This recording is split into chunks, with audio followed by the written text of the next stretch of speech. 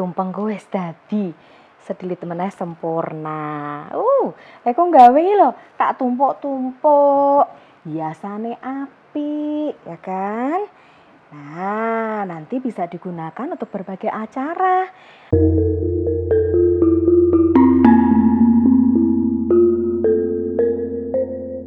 Ya kalau menurut saya sih untuk perayaan, ulang tahun, kantor-kantor kalau peresmian kan ya pakai tumpeng, ya kan? Apik seperti ini tumpeng itu. Nah, yuk sekarang kita sempurnakan satu lagi taruh mana? Oh wis kokian. Ya wis. Semuanya kayak gini ya. Tumpeng itu memang selalu menyenangkan. Ya.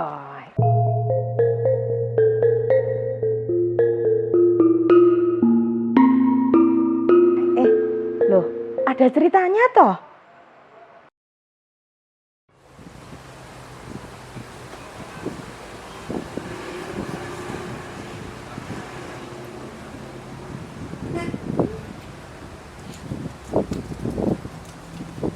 Tumpeng sudah dikenal oleh masyarakat Jawa sejak zaman prasejarah, dibuktikan dengan beberapa temuan arkeologis berupa prasasti serta teks dalam kitab Ramayana kuno pada abad ke-9 yang kemudian diterjemahkan oleh arkeolog sebagai tumpeng yang berwujud nasi putih dan dibentuk menjadi kerucut menyerupai gunung.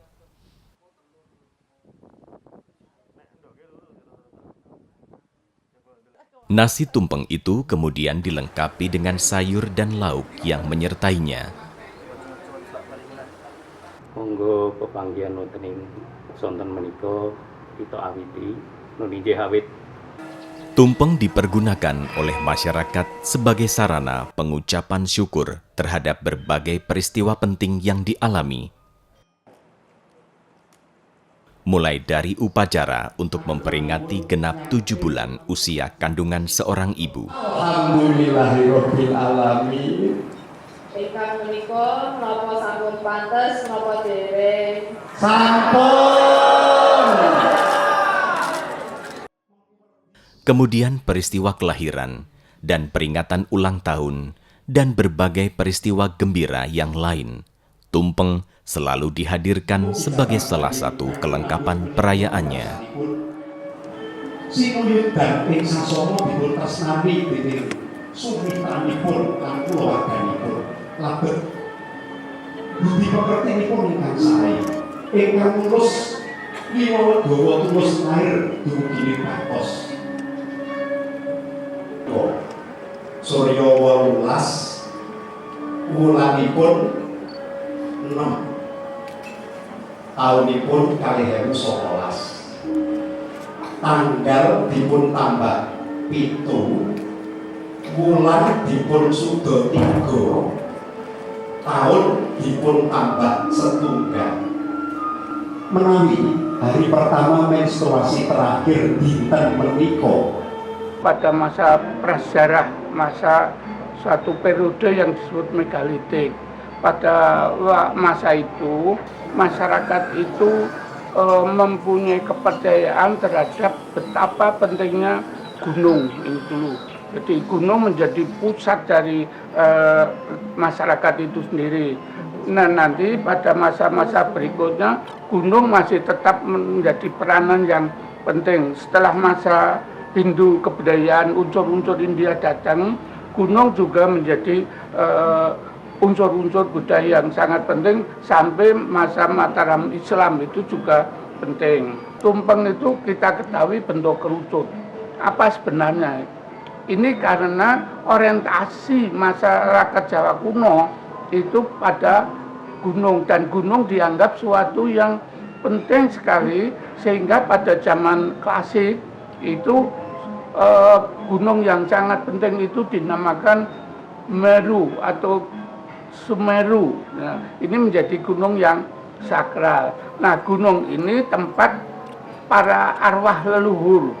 Gunung ini tempat arwah leluhur dan nanti setelah kebudayaan India datang, gunung menjadi satu tempat para dewa. Itu tempat para dewa.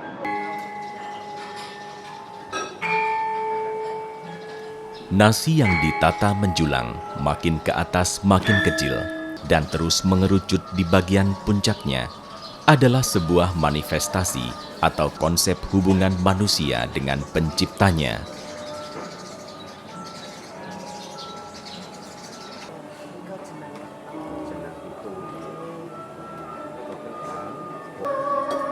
Manusia mengarahkan hidupnya terus-menerus secara lurus ke atas, fokus kepada Tuhan Yang Maha Esa.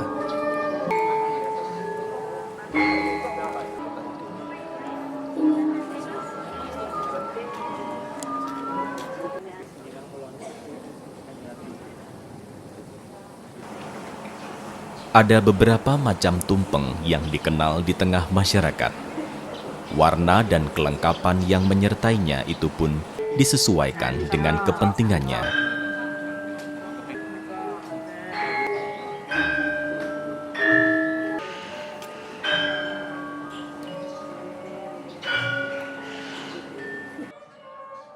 Peristiwa bahagia seperti ulang tahun maupun syukuran biasanya menggunakan tumpeng berwarna kuning, sebab warna kuning dipercaya sebagai lambang kesejahteraan dan kemakmuran.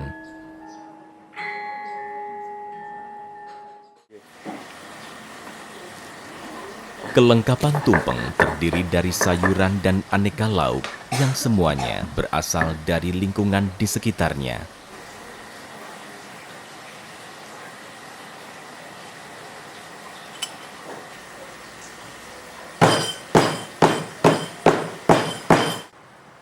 Ini mengekspresikan bagaimana manusia memanfaatkan lingkungan alam di sekitarnya guna melangsungkan kehidupannya.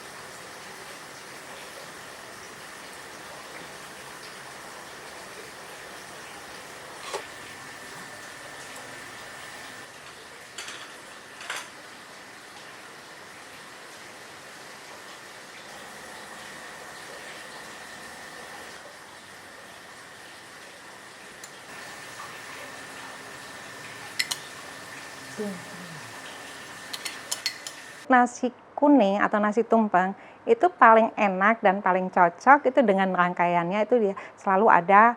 Kenapa kok bukan dengan abon gitu ya? Itu karena dengan serundeng itu justru lebih alami ya, karena dia lebih ke tradisional gitu. Jadi ada serundeng dengan kacang, ada bumbu Bali itu ada 2, 3 dengan ayam kremes, 4 dengan kelengkam, 5 dengan telur dada. Itu biasanya udah satu kesatuan. Jadi membuat nasi kuning pasti itu ada itu gitu loh. Kalau untuk dipakai pada saat kami ada event-event yang khas, yang spesial, itu biasanya selalu kami siapkan itu. Nah untuk tambahannya biasa ditambah ada emping gitu.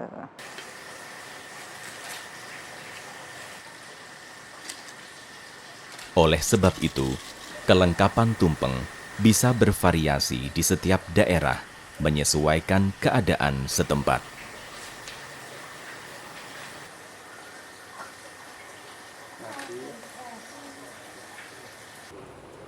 Selain hubungan vertikal antara manusia dengan penciptanya, tumpeng juga menyimbolkan hubungan horizontal antara manusia.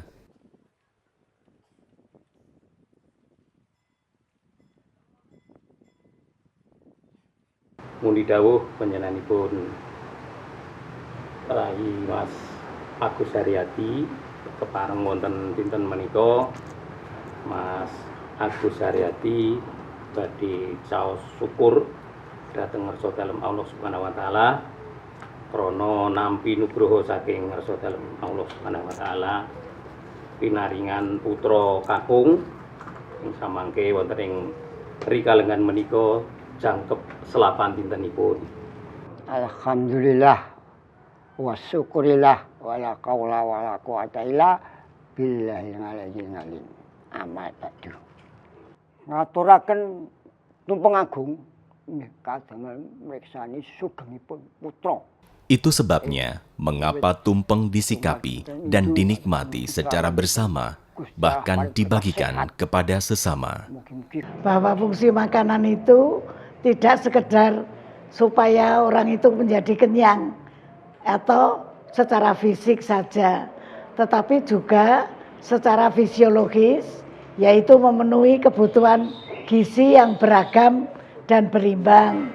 Kemudian makanan juga harus memenuhi kebutuhan psikologis, yaitu menarik dan menyebabkan selera yang tinggi bagi konsumen. Masih ada lagi fungsi makanan, yaitu untuk sarana komunikasi dan untuk sarana ekspresi secara sosial.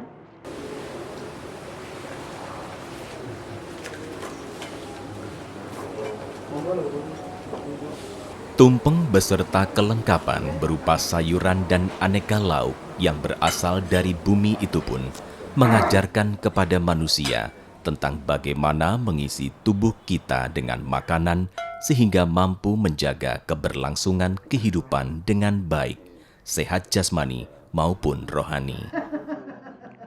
Kalau makanan itu benar-benar dinikmati cita rasanya, sampai kita itu mencapai suatu tingkat kenikmatan dan kepuasan tertentu, makanan dapat memberi suasana yang kemudian menciptakan perilaku yang bajik, jadi yang memberikan kebajikan dalam kehidupan ini, atau dalam bahasa Inggrisnya sering lebih mudah dikenal dengan kata-kata wellness.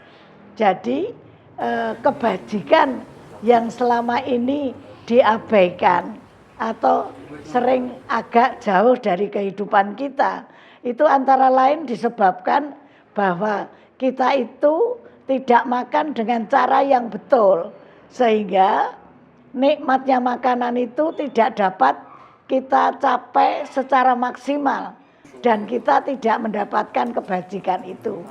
Apabila kebajikan itu dapat dicapai, maka dunia ini akan damai karena semua orang merasa sejahtera batinnya maupun lahirnya. Demikianlah manfaat makanan sebetulnya kalau dinikmati dengan cara yang betul, maka kita akan mendapat manfaat yang maksimal untuk memperbaiki segala sesuatu di dalam kehidupan kita. Perkembangan komunikasi dan transportasi yang semakin memudahkan manusia untuk menjalin relasi satu sama lain membawa dampak pada perkembangan budaya itu sendiri.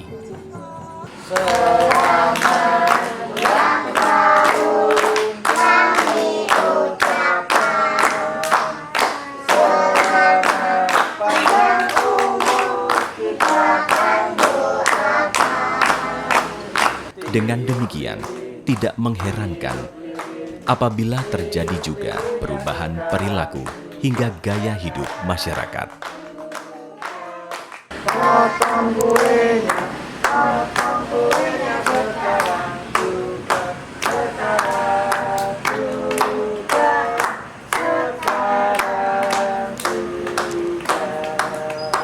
Jadi tumpeng itu di dalam keraton itu sejak dahulu itu sudah ada. Dan tumpeng itu setiap kali ada acara, misalnya pertama itu jumenengan itu juga pakai tumpeng, lalu perkawinan pakai tumpeng, terus kelahiran sebelumnya mitoni juga pakai tumpeng, kelahiran pakai tumpeng, terus ulang tahun raja juga pakai tumpeng.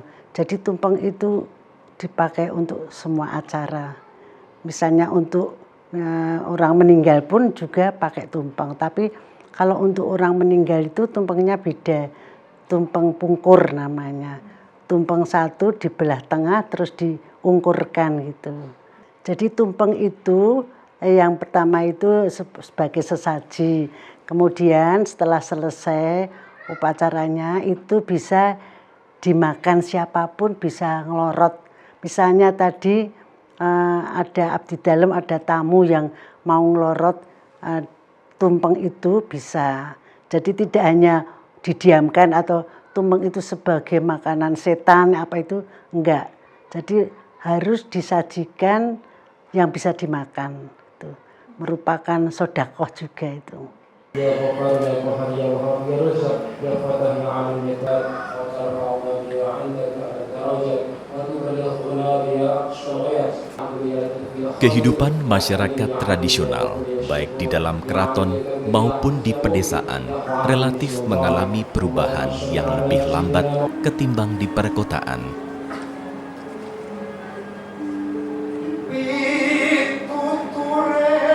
Tradisi-tradisi lama masih dilangsungkan sesuai dengan ajaran para leluhurnya. Wis pecah pamore jamban bayi.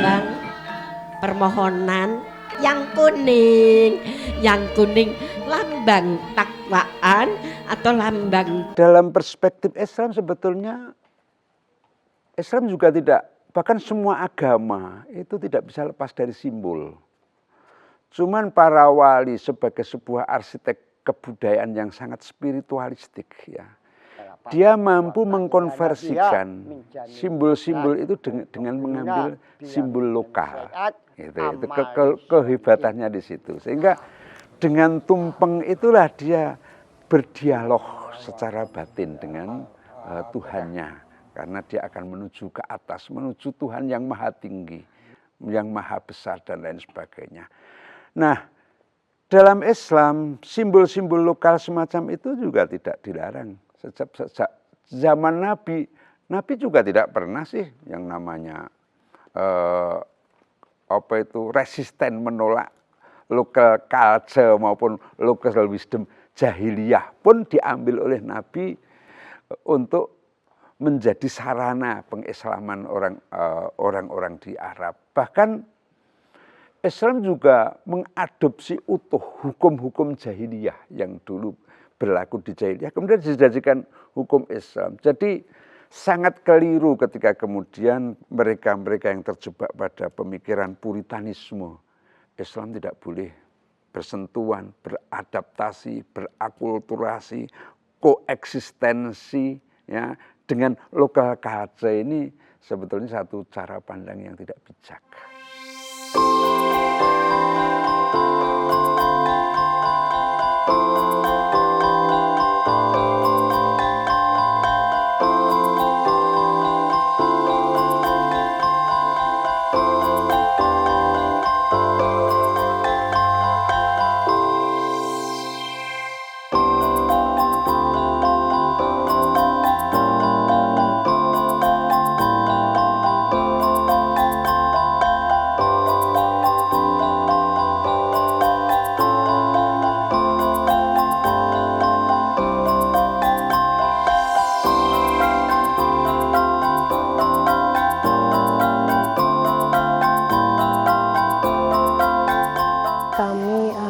berusaha mengangkat tumpeng menjadi kampanye kami untuk dapat diketahui oleh masyarakat luas, baik dari sejarahnya, filosofinya, maupun dari cara penyajiannya dan cara menyikapinya bagaimana. karena banyak sekali masyarakat yang belum paham mengenai mengapa tumpeng itu harus berwarna kuning, mengapa ada yang berwarna biru, mengapa ada yang berwarna putih. Ternyata ragam tumpeng sendiri itu banyak sekali dan yang masih banyak belum diketahui oleh masyarakat luas. Bukan warnanya saja, tapi peruntukannya juga ternyata banyak sekali, ada ragamnya. Menurut kami, tumpeng itu adalah makanan yang sangat sakral, yang selalu hampir ada di setiap acara-acara penting, seperti hajatan ulang tahun, perayaan peresmian kantor, bahkan saat 17 Agustus pasti ada lomba tumpeng, ada perayaan-perayaan yang menggunakan tumpeng. Oh, jadi warna kuning ini menggambarkan kemakmuran dan kegembiraan. Jadi cocok untuk berbagai perayaan. Tuh. Aning terus tak piyeke ya. Aduh, saya tak bener ke. Tak ngenekke wae.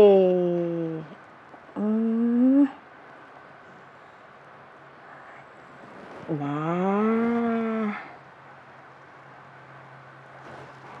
Nah. Wes ngene ya ta? Yes. Ngene?